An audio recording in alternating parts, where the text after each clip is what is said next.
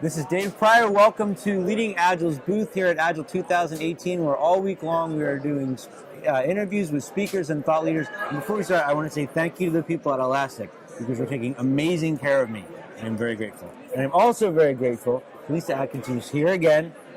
Last year, the interview we did was one of the most impactful things that happened to me during the conference. Really? Yes, and we'll talk about that in a minute, but I know you want to. Wow. We're going to start with the cards. Well, so I've been running around like a chicken with my head cut off today. Okay. And I haven't been able to kind of center myself or meditate before this, so I'm just going to do like a quick, like get myself together. Oh, sure. Okay. All right. So what I'm doing is I'm spreading out the Inspire Me cards. Okay. And you can choose one or I can, but just based on the words on the back. That's it. Okay. There you go. Okay. So this Inspire Me card, oh my gosh, this is awesome. It says, from time to time, I need a rest from the exercitation of my intellect. Wow. I didn't even know exercitation was a that word. by? Gene Stafford. Stafford, yeah. Okay. Stop the frantic search, quiet your thoughts, get back to basics. Find out who you are without all those to-dos, in-progress books, and impulses to figure out what's coming next. Exercitation is stimulating and addictive. Rest is also part of the program. I love how you slowed your voice down while you're doing Holy, well, I mean, it's working on me. Yeah, that's awesome. I mean, like, I realized that I created this card with Deb Preuss and my husband, John, but like, they work on me, too. That's awesome. So, and... Oh, my gosh, what are the odds that we would choose that card? Like, can you, before we get into the rest of the stuff, can you tell them about how they can sign up for the emails that you send out? Yeah, so on agilecoachinginstitute.com, right on the homepage, there's a join our newsletter. And if you sign up for that, you're going to get emails from me and some of my colleagues now, actually, every Tuesday morning. And it's like this little card. It's a quote, and then it's how it applies to your Agile world or how it might apply this week. Just something to think about. And then over time, people love those emails so much that they said, I wish I had like a deck of cards on my desk. There you go. So about 3 or 4 years ago, we made this. And if you act right now, we'll double the offer. Two for one. All right, these things are great, and I love when I get that email. Yeah, they're the Inspire Me cards, yeah. And so, they're here at the conference, and you can get them online. In the bookstore? In the bookstore, all right. Yeah. Or they can go to your website. But yeah. I want to hear about what's happened since last year, because last year you threw down the gauntlet. And the question was, what the hell are all these Agile people doing about what's happening in the world? Why are we not taking the things we know and fixing some of the problems? Yeah, my big question, like the gauntlet was thrown down to me as much as to everyone else. And my big question then, and still is like to each person, what are you applying Agile to that's worthy of you? Okay. Like we have this amazing thing, right? Yeah. So late last year, a couple months after we had this conversation that I had no clue was so impactful for you. Right. That's so cool. It was awesome. Agile Coaching Institute was sold to Solutions IQ inside of Accenture. And so obviously that's a really big shift for me because I was co-owner with Michael Spade of Agile Coaching Institute. And I was also at that point already in the middle of a 9-month program, something called Integral Facilitation, which is a mixture of facilitation and conflict mediation and Zen. Wow. And it was a really intense program. And what I came to find out was that, this is hilarious, that I better rest. Yeah. Rest, rejuvenate, reaffirm, regather, realign, all the good words. And so since I'm still very involved with Agile Coaching Institute, but it's not nearly the level of intensity as an owner of the company. Okay. But other than that, I've let everything else fall away. Okay. Everything. I haven't done any other work. I started to do some work in my church, but that's volunteer stuff. Like I haven't picked up any other professional work. Which is, for somebody who does the kind of work that we do, I think the volunteer work is a form of rest. It is. Or a form of activity that is rejuvenating. Yeah, right. Yeah, it has been. It has been. Yeah, so... scary letting go of everything. Yeah, it's been terrifying. And I have such good support in the form of my friends, my husband, and my coach. My coach has really, in particular, has really helped me stay in the place of going fallow. You know how when a field has been used for a really long time, farmers know, stop pushing it. Let it go fallow for a while so it can have a healthy soil. Recollect everything. Yeah. Okay. And so that's what I've been doing. And so it's been hard. Like, back to your question, it's been hard because I have the feeling like I should be out there. I should. It's like Do you hear the FOMO, should? right? Well, no, it's not FOMO. It's a fear. It's a fear of missing the moment instead of missing out. It's like I should be out there helping communities have real conversations. I should be out there bridging the divides that are so hurtful in how our social fabric is getting ripped apart, especially in our nation right now in the United States. I should be out there helping people with climate change. I got Christopher Avery running in the back of my head. And what does he say? The obligation. Obligation, which is why I know I'm not ready yet. Yeah. I mean, as much as I want to. But even knowing that you're not ready and stopping yourself from doing it anyway are two completely different things. I know. It's been really hard. And my friend Carolyn Dragon has been, that is actually her name, Carolyn Dragon. That's a pretty awesome name. It's pretty cool, yeah. She's been so instrumental to me because she was like, I'm the friend who's going to put a meeting on your calendar every 5 weeks.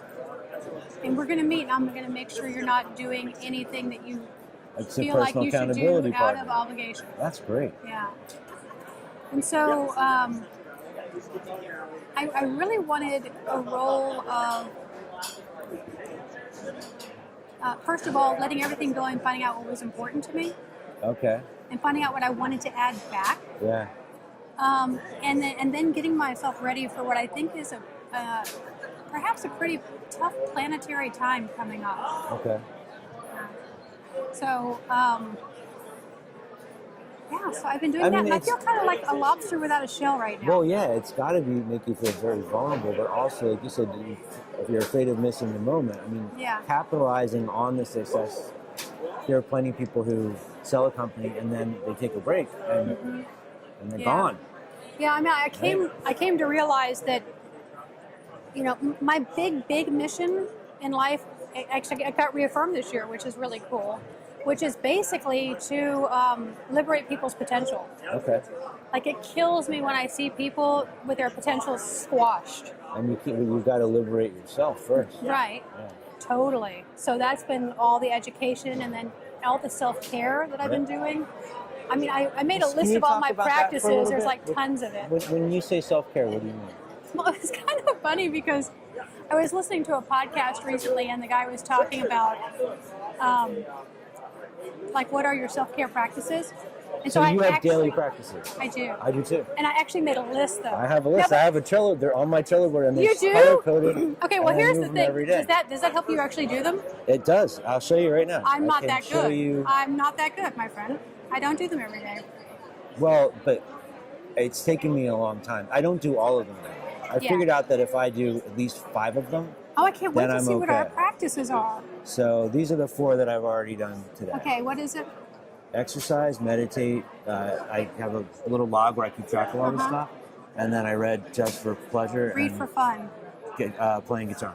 Listening to music of the other things. Okay, awesome. So I could actually, if I adopted one of your practices, then I actually did a practice this morning, which was read for fun. I finished another fantasy, sci-fi kind of book this morning. But so mine are divided up into the 4 domains of integral practice, which is gross, like this physical body, like your exercise. Subtle, which is your energetic body. Causal or witness, which is like your meditation, connecting to source, like getting refueled. And then shadow. What's that? That's the one I'm really working on right now. That's like all the stuff that we don't want to claim is part of who we are. Okay. Like, for example, I'm not competitive. You're totally competitive. Of course I am. Of course I am totally competitive. And when I can't kind of claim that without arrogance or hubris or ego involved, then it goes into shadow. And then when it comes up in a room, like, can you imagine, like, the conversations on the national stage are very competitive right now? If I were facilitating that, when those conversations would come up, I would become untrustworthy in the room as a facilitator, because I haven't integrated my own competitiveness. I can't be with that person who's exhibiting competitiveness in a really clean, energetic way. And because I can't be with them, that person's going to instantly distrust me. Yeah. and I'm going to affect the outcome, kind of like, quantum physicists affecting Sure. what happens by observing. Right? So why is it called shadow? That's the part. It's called shadow because it's stuff that we want to say isn't part of us. Okay. So competitive is a really clean version of it, but there's a lot of the things we don't want to admit. Yeah. Okay. Well, I'm not anything that you would say I'm not. Yeah. It's in shadow. Yeah. The things that my wife tells me that I am, I'm like, no, you're wrong. Oh my God, you sexy man. We just got flashed by Howard Suplet. Not literally. I mean, it was a little, pantomime, but it was good. Wow. So that's got to be hard to identify. It is. And so, and also arrogance. Like, it's actually quite arrogant for one, such as myself, to believe that she can help define an entire profession. But you have. I know. I know. I don't think it's arrogant once you've done it. But there's a way in which that's really of service. Yeah. And like I have the confidence to do it, but then there's a moment where confidence turns into arrogance. Oh, yes. Okay. Yeah. And so for me, the shadow work around that has been getting down to the root of where did that start? Okay. And it started at like 7 or 8 years old. Wow. For me, like a really, really You're long time. tracing it all the way back. Tracing it all the way back. Okay. And so I've been in a 40. You're not trying to get rid of it. No, I'm trying to integrate it. Okay. Like to fully integrate it, to own the fact that This is yes, part of I me. can be arrogant. Yeah. I can be arrogant. It's like a superpower, not a negative. Well, the confidence is the superpower. So the arrogance is the thing that might separate me from someone else. Okay, so you've got Right. to be mindful of that and understand when. When does the confidence shift into arrogance? Yeah. Wow, Yeah. that's really cool. That must take a lot of work.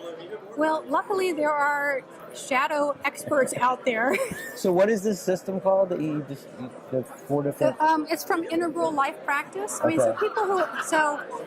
those of you at home, if you're wanting to look up stuff like this, if you look up Integral Life Practice, it's a really great place to start. In fact, you can buy a set of Integral Life Practices Okay. that are all, videos and audios and with a workbook and all that sort of Okay. thing. And then over time, I've incorporated other ones Okay. that I use. Like the one I've been really doing lately is feminine dancing. Okay. Like so much of my pursuits have a lot of masculine energy in them, and I Yeah. need to recapture my femininity somehow. Okay.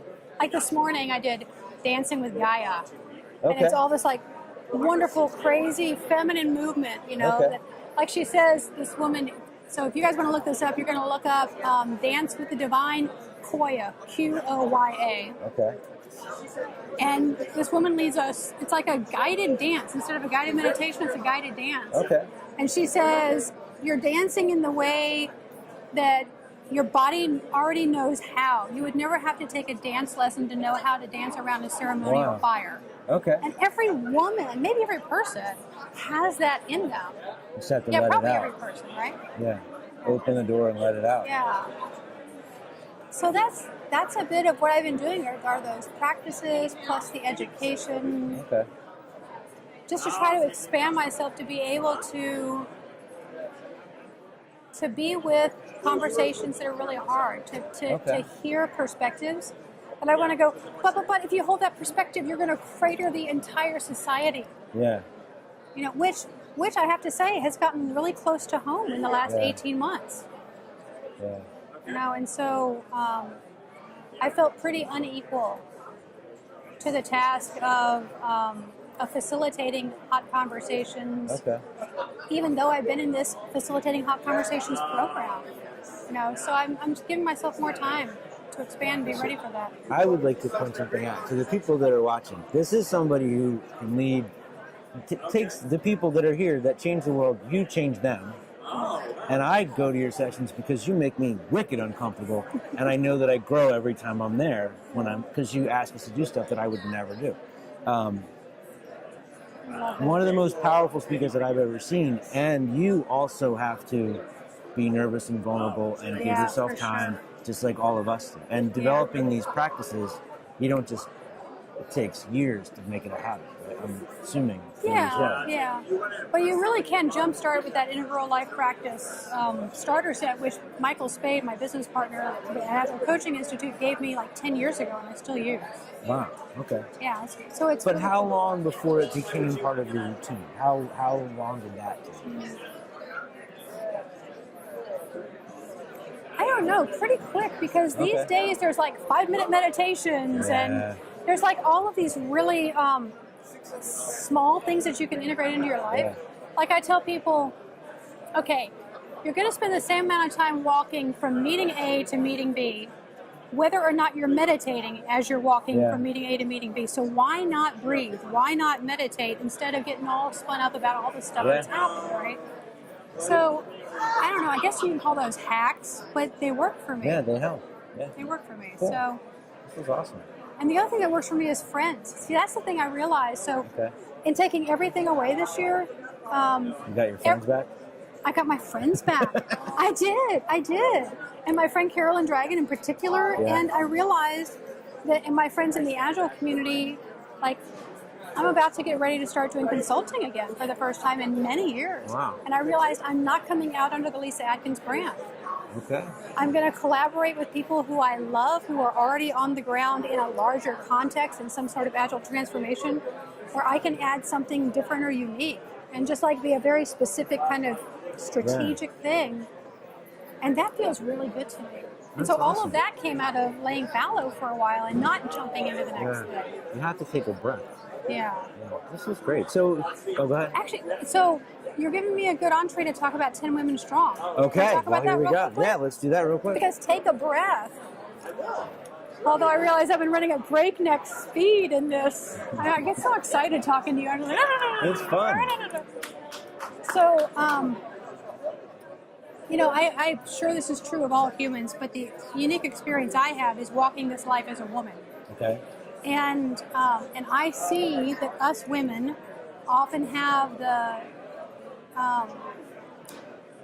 like the overload of a bunch of different roles, a bunch of things we take care of, things we feel like we have to do. And we're also givers. We give a lot all the time. Sometimes we can even give ourselves away. Yeah. Sometimes we don't make ourselves a priority. Sometimes we want to do something that we've been even thinking about for a long time, and we're like, oh, but no, not me, I'm not ready, I'm not this, I'm not that. So I was talking to my friend Carolyn Dragon. This is one of these calls every 5 weeks, and she just happened to mention her program, 10 Women Strong, and she had just run it with a bunch of women inside of an organization, like a big male-dominated industry. And she was telling me about the impact for these women in everything, in their personal lives, in their work, in their sense of fulfillment and joy. And I said, oh, we need that for women in Agile. Okay. We need that program for women in Agile. And then my friend Deb Hartman-Preuss, who you might know, I don't know, So she's another Agile coach and a professional coach. She lives in Germany. She was saying, I want to create like a self-care spa for women in Agile because we don't take that pause. So you saying that earlier made me think about this. We don't take that pause often. So we have 2 programs. And I'm happy to say that the inaugural Women in Agile Shine program, which is the one that Deb is working with, is full. 10 women. It starts in a couple weeks in September. Where? It's virtual. So that one's virtual. Wow. Okay. It's 10 weeks online. And there's going to be another one in January. This is awesome. Yes. And the one I'm working on with Carolyn that we'll be co-leading together is called 10 Women Strong, Agile Women in Leadership. Okay. Also, A-Will. Get it? Agile Women in Leadership. A-Will. I love that. And that one is also about pausing. Okay. And about connecting to your purpose and like how do you want to create expressively and how do you want to live fully. And so instead of just like slugging it out in a guy fest. Yeah, or giving yourself away or trying to lead like them or anything like that. So I'm imagining not only could this be amazing for each woman in the program, because each woman is working on her own thing, but guided in like with everyone else. It's going to be amazing for everybody they interact with as well. Yes. And imagine the collaborations that can come out of this, that circles of women could really positively impact our Agile world. That's awesome. That's really cool. Yeah. So you never come here with anything fluffy, did you? This wasn't fluffy. Every time. I mean, No. I'm like, I don't have anything new to No, talk about, but Dave. I've only clearly been doing you do. self-care. Yeah. She's not doing anything at all. No, this was really good. So if people want to find out more about the programs or more about you, Yeah. because I know you're doing some things with your URLs and everything, so Yeah. where do you want them So to there's go? a couple different things. So agilecoachinginstitute.com. Agile Coaching Institute is going strong. I'm very much involved with it still. Also, LyssaAdkins.com is now like the home for all things Lyssa Adkins. Okay. LyssaAdkins, Yeah, we'll put it in the because show you know notes. it's like the strange spelling. Yeah. Thank you, parents, for great SEO spelling. And 10womenstrong.net/agile will tell you all about the programs. All right. So Yeah. Can I give you a little hug? Yeah. All right. Thank you. My pleasure. Keep watching all week. We're going to be doing interviews all day long. Thanks.